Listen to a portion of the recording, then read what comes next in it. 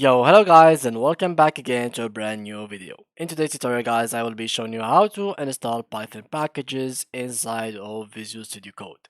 So first of all, before we get to this point of installing packages of Python, we need to have Visual Studio Code and then we need to have Python inside of Visual Studio Code. So how we can do that? Just go ahead and open your browser, go to this URL which is code.visualstudio.com, or you just have to type to like go in and tap Visual Studio Code and click on download from here. Now, if you open this page and you don't have Windows, you can just choose Mac OS or Linux. So you can choose one whatever you want from these. And now after you install it, it will be looking something around this. So first of all, we need to add our like Python project. So let's go here, search for Python on extensions. If you didn't find the extension menu, you just have to click on Control Shift and X and it will be opened for you. So here we go, as you can see. And now search for Python. If it is installed, that means you're good. If not, you just have to click on install.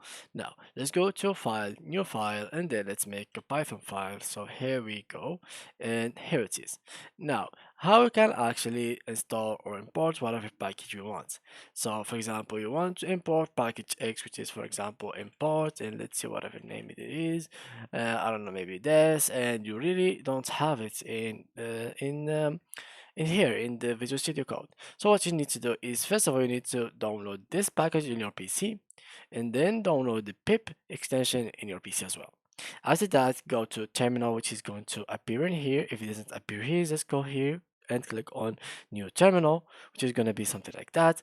And all you need to do is click here pip. It depends if you have Python normal or Python 3. So if it is Python 3, add 3 here. So pip install, and then next to it you can just type whatever like the name of the package that you want to install, and it will be installed and imported to your Visual Studio Code. So yeah guys, that was it for today's video. If you enjoyed, please leave a like and thank you for watching.